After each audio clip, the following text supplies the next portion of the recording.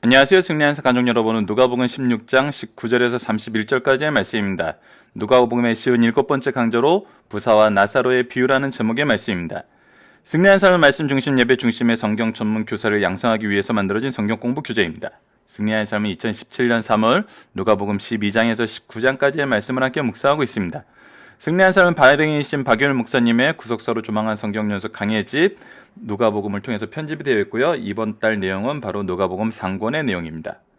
신간에 대한 안내를 해드리겠습니다. 지난주에 나옴 하박국 합본이 드디어 나왔습니다. 다음 주에는 요엘 말라기 합본이 나오면서 저희들 소선지서가 완간되게 됩니다. 주일날 업로드되는 위크스테를 통해서 저희들 전체 구조의 내용 안에서 우리가 기억해야 되는 부분을 다시 한번 점검을 해봤고요.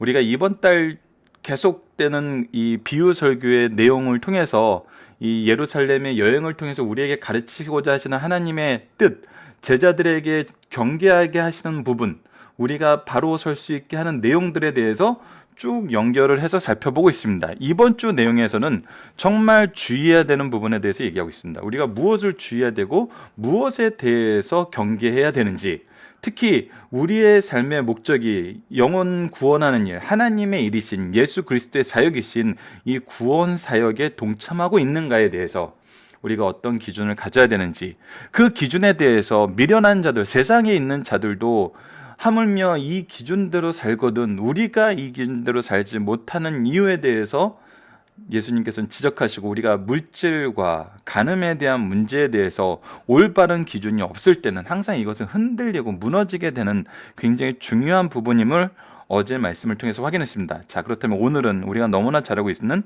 부자와 나사로의 비유입니다. 자, 부자와 나사로의 비유에서 우리가 본문을 읽어가면서 볼 수 있겠지만 이 부자의 죄는 무엇인가라는 겁니다. 이 부자의 죄에 대해서 우리가 봐야 되고 부자의 강고에 대해서 우리가 봐야 됩니다.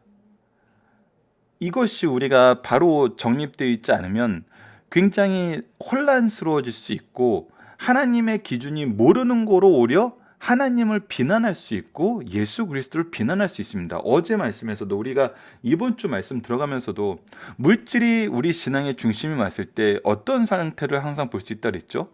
물질이 사라지면 하나님을 원망하는 사태로 볼 수 있었어요. 왜? 그거는 내가 하나님 믿는 목적이 물질이었는데 물질이 없어졌으니까. 하지만 우리의 중심에는 무엇이 와 있어야 되냐면 하나님의 일, 영혼 구원하는 거.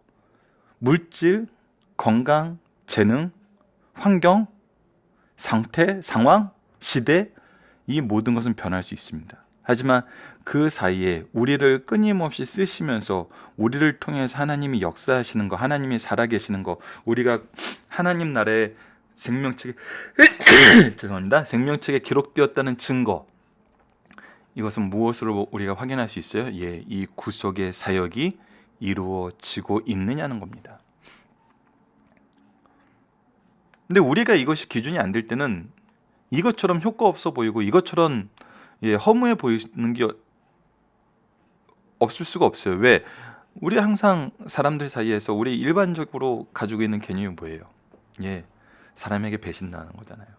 실망한다는 거잖아요. 사람에게 결국 상처받는다는 거잖아요. 그런데 그럼에도 불구하고 어떻게 해야 되는지를 보여주신 분이 누구세요? 바로 예수님이세요. 그럼에도 불구하고 그랬더니 무엇이 이루어졌어요? 하나님의 영광이 이루어졌어요. 하나님의 영광성에 예수님과 이 일에 쓰임받은 사람들은 어떻게 됐어요? 그 영광에 동참했고 그 영광의 주빈으로서 하나님께서 우리를 대우해 줬어요. 우리가 이미 앞에서 살펴봤던 것처럼 주인을 기다리던 종을 주인이 어떻게 하세요? 그의 발을 씻겨줘요. 그의 자리에 앉히고. 우리가 이것을 볼 때 우리의 삶의 기준이 주님이 되었을 때, 하나님의 사역이 되었을 때 환경이 우리에게 중요하지 않음을 봅니다. 사실 환경이 중요하지 않다라고 단정적으로 얘기하보다는 하나님이 이 환경을 어떻게 조성해 나가시는지, 조율해 나가시는지를 보게 된다는 겁니다. 그래서 마지막에 무엇을 봐요? 협력하여 선을 이루시는 하나님의 계획하심의 성취와 그 결과를 우리가 함께 놓고 즐거워하게 된다는 겁니다. 그런데 오늘 말씀은 정반대의 내용입니다. 자, 부자 나사로의 비유입니다. 부자와 나사로의 비유. 자, 우리가 이 말씀을 읽으면서 우선 한번 쭉 읽어봅시다. 읽으면서 부자의 죄는 어떠했고 부자의 간구, 때로는 이 간구를 기도라고 표현할 수도 있겠죠. 기도는 어떠하였는가? 자, 봅시다. 한 부자가 있어 자색 옷과 고운 베옷을 입고 날마다 호화롭게 즐기더니 이 사람은 인생을 즐길 줄 아는 사람이에요. 예, 삶을 아름답게 꾸밀 수 있었고 즐겁게 지낼 수 있었고 재밌게 보낼 수 있었던 사람 같아요. 그런데 반대로 나사로라 이름하는 한 거지가 헌데투성이로 그의 대문 앞에 버려진 채, 그가 어디 있었어요? 바로 대문 앞에 있었어요. 그 부자의 상에서 떨어지는 것으로 배불리려 하매 심지어 개들이 와서 그 헌데를 핥더라. 예, 그의 상태는 밖에 버려지는 음식을 먹고 지내야 되는 상태였고 그의 상태는 개보다도 못한 상태였어요. 이에 그 거지가 죽어 천사들에게 받들려 아브라함의 풀에 들어가고 부자도 죽어 장사되매 그가 음부에서 고통 중에 눈을 들어 멀리 아브라함과 그의 품에 있는 나사로를 보고. 자, 우리 여기까지 우선 봅시다. 여기까지 말씀 통해서 자, 여기서 나타난 부자의 죄는 무엇일까요? 부자의 죄는 무엇일까요? 부자가 왜 음부에 갔을까요?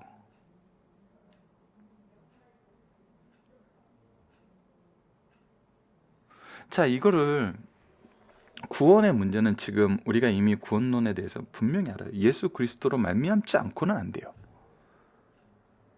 이 부자는 예수님을 안 믿었고 이 거지는 예수님을 믿었어요. 예, 그건 사실이에요. 자, 그런데 그런 표현이 전혀 없어요. 여기에는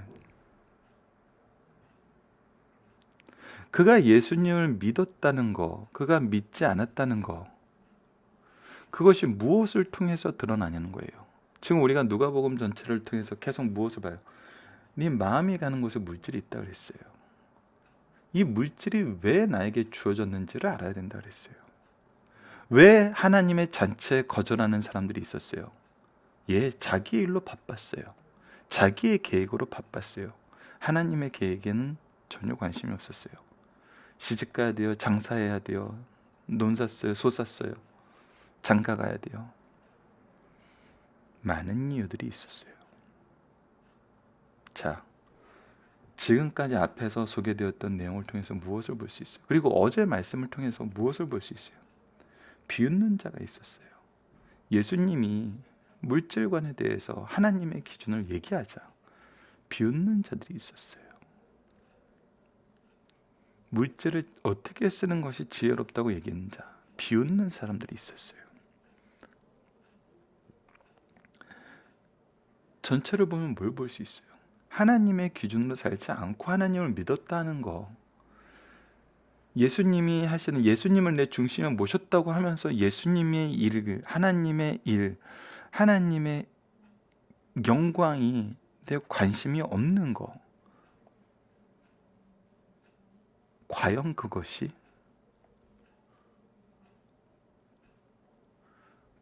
그렇게 될 수 없다는 거예요. 그렇게 될 수 없다는 건 여러분들, 다시 한번 얘기하지만 그런 행위를 하람으로써 내가 구원받은 자격을 얻게 되는 거 아니에요. 왜 그럴 수밖에 없냐면 우리 본질이 그렇다는 거예요. 본질이. 우리가 하나님으로부터 그 은혜 안에서, 은혜, 하나님의 선택하심으로 인해서 우리의 이 백성됨을 시작하고 성령 안에서 우리가 이 은혜를 누렸고 예수 그리스도를 향하여 가게 하나님께서는 우리를 그 안으로 인도해 주시고 그런 자로 선택하셨어요. 그래서 우리는 하나님이 세우심을 받은 자로서 살 수밖에 없는 그런 본질적인 변화를 경험한 사람들이에요. 경험했다는 것도 안 돼요. 그것을 소유하게 됐어요. 그 안에 있어요. 그래서 그 천국으로 가는 길을 쭉 가게 돼 있어요. 그것이 무슨 길이라냐면 바로 너를 초대했던 것처럼 너를 통해서 다른 이를 초대하시겠다는 거예요.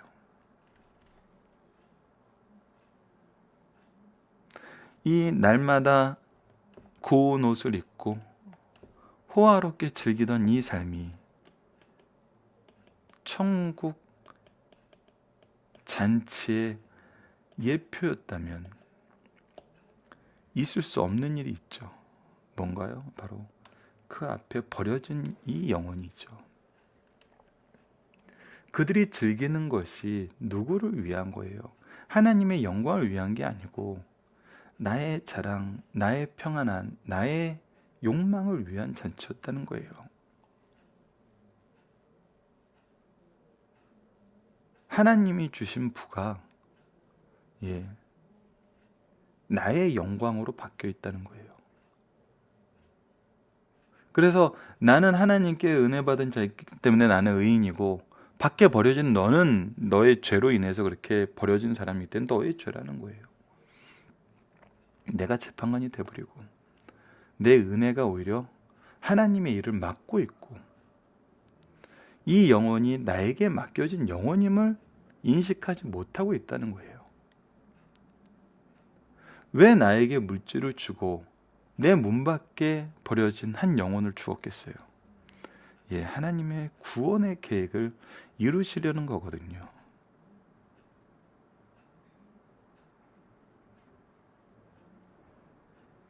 그런데 이는 그것을 하지 않았어요. 그걸 거절했어요. 그리스도의 일이 그의 삶 속에 없었어요. 그리스도의 사역은 무엇으로 증명되어? 열매로 증명돼요.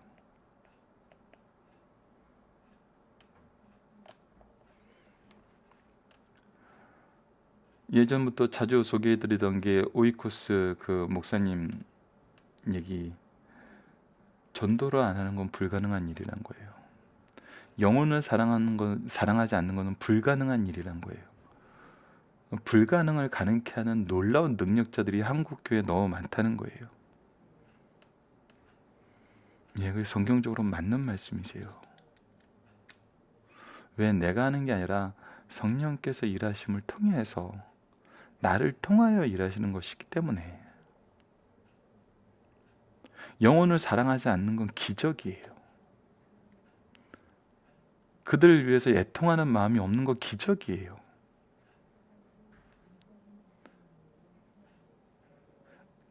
은혜를 권력으로 만드는 건 기적이에요.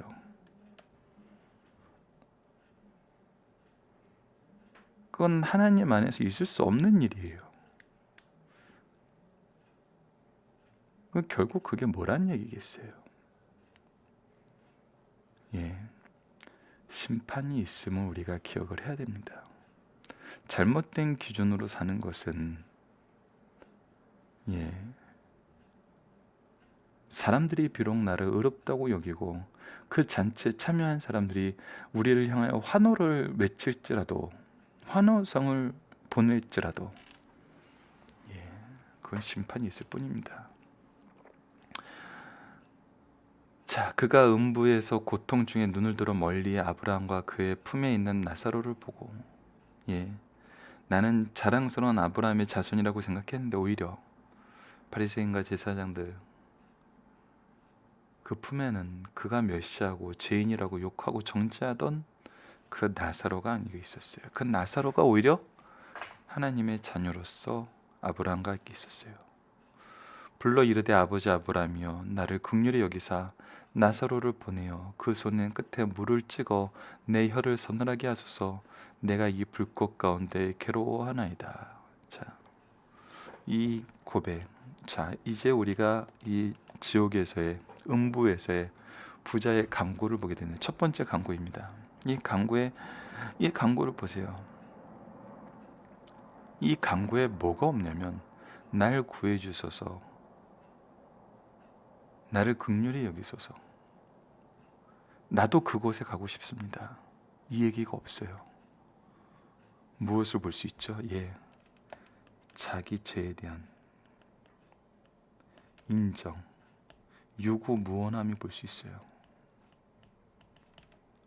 그가 단지 원하는 것은 이 상황에서 벗어나는 게 아니라 너무 괴로우니 그 나사로를 보내서 물이라도 한 방울 나에게 맛보게 해달라는 거예요.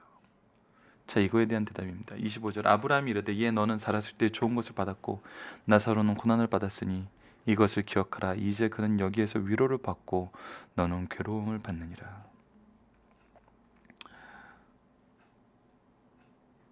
이 말씀은 나사로 같은 사람과 이 부자 같은 사람 두 사람에게 다 주는 미래적인 말씀이죠. 이 세상에서 고난 가운데 살았던 사람들, 그들은 무엇을 봐요? 하늘나라의 안식을 봐요. 하늘나라의 위로를 봐요.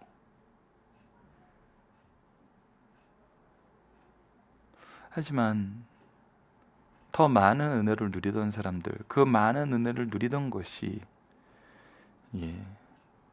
오히려 하나님의 영광에 이르지 못하는 죄의 제목이 되고 죄의 장막이 되어버렸던 사람들, 그들에게는 심판이 있다는 겁니다. 그뿐 아니라 너희와 우리 사이에는 큰 구렁텅이가 놓여 있어 여기서 너희에게 건너가고자 하되 갈 수 없고 거기서 우리에게 건너올 수도 없게 하였느니라. 이제는 모든 것이 때가 되면 어떻게 된다는 거예요? 끝난다는 거예요. 이제는 변할 수 없다는 거예요.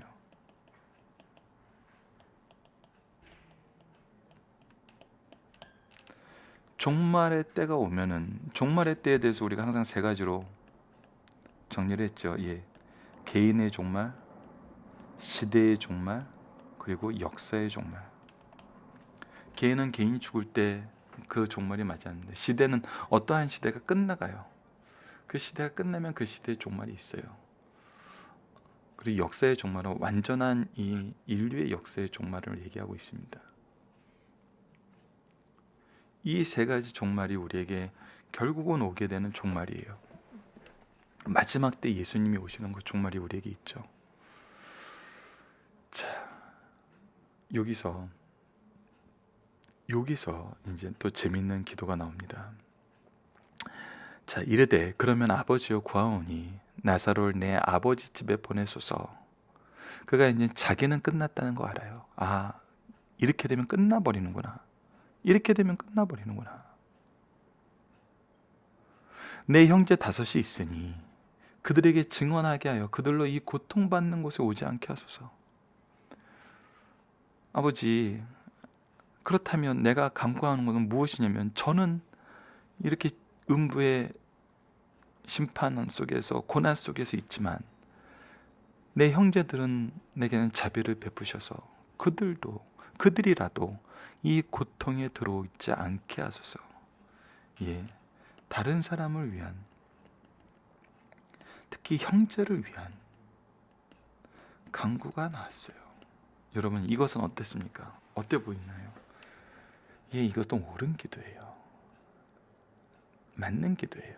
그런데 대답이 어떻게 돼요? 아브라함이 이르되 그들에게 모세와 선지자들이 있으니 그들에게 들을지니라. 이건 두 가지 말씀을 다 의미할 수 있어요. 여러분들, 이 예를 모세와 선지자들의 이전 시대의 예로도 얘기할 수 있고, 모세와 선지자들이 얘기했던 건 바로 무엇이에요? 하나님의 말씀이에요. 하나님의 말씀이에요.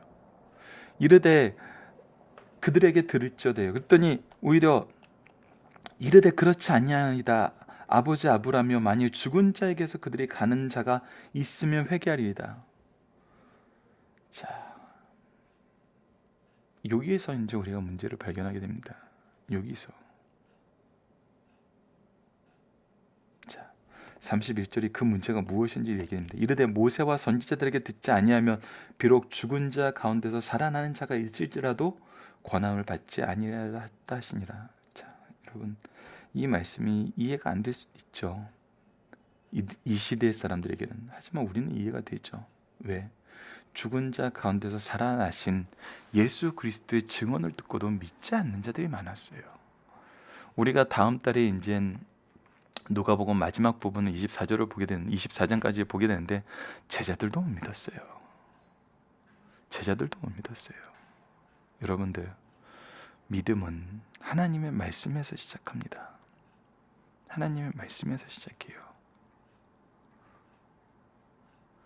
그 말씀을 통해서 이 말씀은 이 구원에 관한 모든 것이 완전하게 우리에게 주어지는 하나님의 은혜 중에 은혜예요.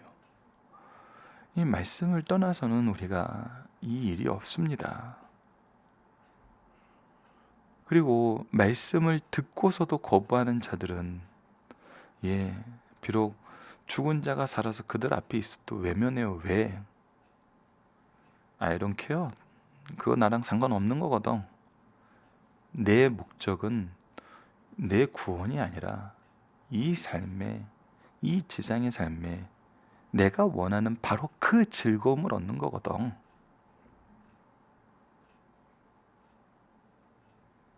무엇을 모르는 거예요? 이 이후에 올 하나님의 심판을 모르는 거예요. 여러분들, 오늘 앞에서 있겠다시피 부자의 죄는 분명하게 우리가 볼 수 있습니다. 그리고 이 부자의 강구를 통해서 우리가 무엇을 볼 수 있습니까? 하나님의 심판의 때와 그 심판의 결과를 우리가 명확하게 볼 수 있어요.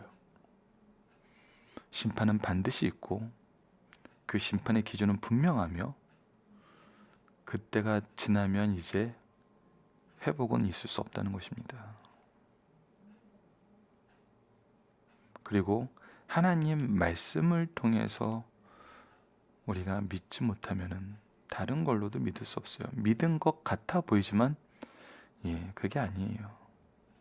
그래서 우리가 항상 살펴봐야 되는 것이 무엇이에요? 그러한가 하여 항상 말씀을 묵상하며 말씀으로 우리가 확인해야 됩니다. 자, 본문 묵상하기를 보도록 하겠습니다. 부자는 어떤 생활을 하고 있었나요? 호화롭게 즐기며 좋은 옷을 입고 살았어요. 이 사람의 죄는 무엇인가요?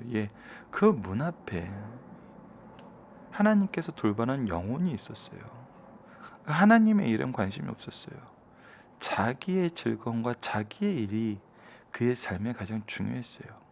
죽음이 어떤 삶을 맞이하게 되나요?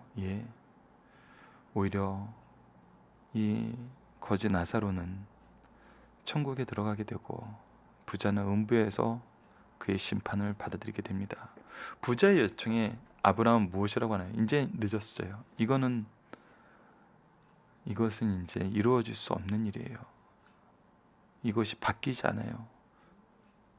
그렇기 때문에 때에 대해서 우리가 바른 인식을 가지고 있어야 됩니다. 지금 이 때가 하나님의 자녀로서 일할 바로 그때입니다. 부자는 불꽃 가운데서 누구를 생각하게 되네요. 굉장히 옳아요. 그의 마음이 옳아요. 이 마음이 우리가 이 지상에서 있었을 때 가졌어야 되는 마음이에요. 내가 하나님 임재 앞에 있으면 다른 사람을 위해 기도할 수밖에 없어요. 하지만 이 기도도 받아들여지지 않아요. 왜? 그가 생각하는 기준이 하나님이 얘기하시는 기준과 달라요. 하나님은 말씀을 통해서 이 말씀은 하나님의 일하심이에요. 하나님의 역사심이에요. 하나님의 역사심은 우리의 작은 역사심이 우리의 그런 불완전하고 부족한 그런 일이 아니에요. 근데 하나님의 일을 신뢰하지 못하고 무엇을 원하냐면 이 거지 나사로가 죽었다가 살아난 몸으로 맞이해달라 그래요. 맞이해서 가면 전할 거라, 받아들일 거라 그래요. 근데 아니에요. 물질의 중심이 되어 있는 사람들,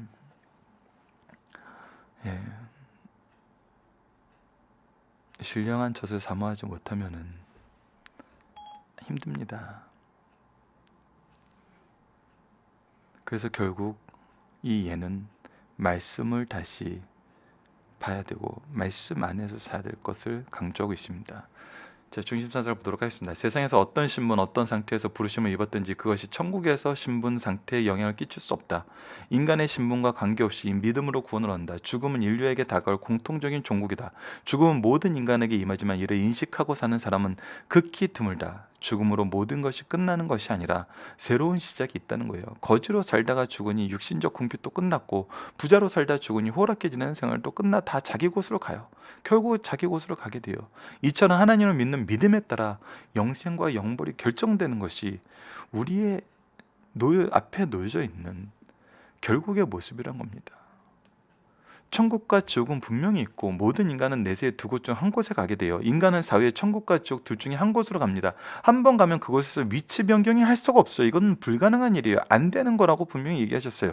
사탄이 하와에게 너희는 결코 죽지 아니하리라고 한 날부터 인간의 마음속에는 내세를 의심하거나 관심이 없어 현세에 집착하게 만들었어요. 그러나 주 예수의 복음에 순종치 않는 자에게 영원한 심판은 분명히 있습니다. 이 진노의 잔을 피하기 위하여 그리스도의 품에 늦기 전에 안겨야 됩니다. 복음에 우리가 집중해야 됩니다. 내세의 영생과 영벌은 이 땅에서의 삶에서 결정돼요. 한번 결정되면 영생과 영벌은 영원합니다. 특히 영벌에서 피할 길은 없습니다. 세 번째입니다. 주 예수의 복음을 복종치 않음이 얼마나 큰 죄요. 처참한 영벌을 받게 됨을 사후에 알고 난 후에는 때가 이미 늦었다는 거예요. 오늘 우리가 이 부자의 강구, 옳은 면이 있고 그 의도는 좋았지만 뭐였어요? 때가 이미 늦었어요. 때가 이미 늦었어요. 세상에 있는 형제들을 생각하나 모세와 선지자 하나님의 말씀에 의하여 믿지 못하는 사람은 죽은 자가 살아나서 증거해도 믿지 못해요. 오직 성경만이 그리스도 안에서 구원에 이르게 하는 유일한 길임을 제시해줘요. 성경을 가지고 있고 그것을 읽으면서 더 많은 증거를 기다리는 것은 스스로 속고 있는 것이라는 거예요. 그러한 망상에서 깨어나지 못하면 그는 죄 가운데서 영원히 죽게 돼요. 성경에서는 모든 것이, 이 구속에 대한 모든 것이 완전하게 설명되어 있고 증거되고 있고 이 말씀이 우리 삶 속에 역사하고 있어요. 근데 다른 증거를 원해요. 예수님에게도 무슨 증거를 줬어요? 하늘에서 오는 증거를 원했어요. 그 하늘에서 오는 증거의 최고봉이 바로 예수님의 임마누엘이에요. 성육신이에요. 근데 이것은 아니란 거예요. 결국 뭐예요? 자기의 기준을 충족시켜 달라는 거예요. 근데 그래서는 하나님을 받아들일 수 없습니다. 자, 살펴보기 정답은 여러분 카페를 통해서 확인해 주시고요. 적용하기를 보도록 하겠습니다. 왜 우리는 부자처럼 하나님의 말씀인 성경을 신뢰하지 못하고 다른 방법을 찾게 됩니까? 우린 너무 잘 알아요. 우리가 뭘 원하는지, 그리고 우리 자녀들이 뭘 원하는지, 인간들은 무엇을 원하는 존재들인지 잘 알아요. 그래서 말씀을 점점 멀리하게 되는 거거든요. 왜? 우리의 기준을 충족시키지 못함을 알아요. 이것이 너무 마음이 아픈 부분입니다. 알아요. 교인들이 하나님 말씀 배우는 거 싫어하는 거 알아요. 성도들이 하나님 말씀만 얘기하는 거 싫어하는 거 알아요. 그래도 어쩌겠어요? 해야죠. 그래도 어쩌겠어요? 말씀 전해야죠. 그래도 어쩌겠어요? 말씀을 더 연구해야죠.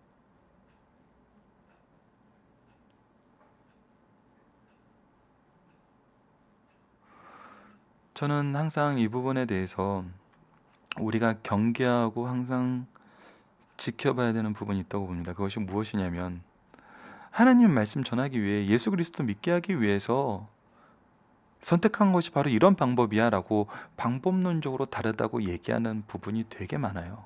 시대에 따라서 유행하는 패턴이 있기도 하고 굉장히 달라요. 근데 이것이 하나님의 방법인지 하나님의 일을 이루기 위한 것인지는 항상 살펴보지 않으면 결국 내가 이런 걸로 보려고 했던 효과는, 목표는 뭐였냐면 결국 내 목표였던 경우가 너무나 많다는 거예요. 영혼을 구원하고 이 영혼에게 하나님 말씀을 주기 위한 것이 아니라 내 목표를 이루기 위해, 때로는 내가 좀 편하기 위해, 근데 이거에 대한 예수님의 가르침은 무엇입니까? 말씀입니다. 말씀. 다시 말씀으로. 우리가 종교개혁 500주년 기념해라는데 다시 말씀으로, 더욱더 말씀으로. 이것이 가장 아름다운 모습이고 가장 큰 은혜 중에 하나임을 우리가 말씀을 통해서 다시 한번 경험하는 승리한 삶 가족 여러분들 되었으면 합니다. 말씀을 기초로 기도하기를 통해서 마치겠습니다. 하나님, 우리에게 주어진 영혼을 위해 하나님의 은혜가 우리에게 함께함을 깨닫게 하여 주소서. 그리하여 그 영혼을 외면하거나 멸시하는 일이 없도록 하여 주소서. 그리고 오직 말씀만이 구원의 확신을 우리에게 선물하는 하나님의 지혜의 능력임을 깨닫게 하여 주시고, 말씀을 배우고 가르치는 귀한 가정과 교회 되게 하여 주소서. 예수님 이름으로 기도드립니다. 아멘.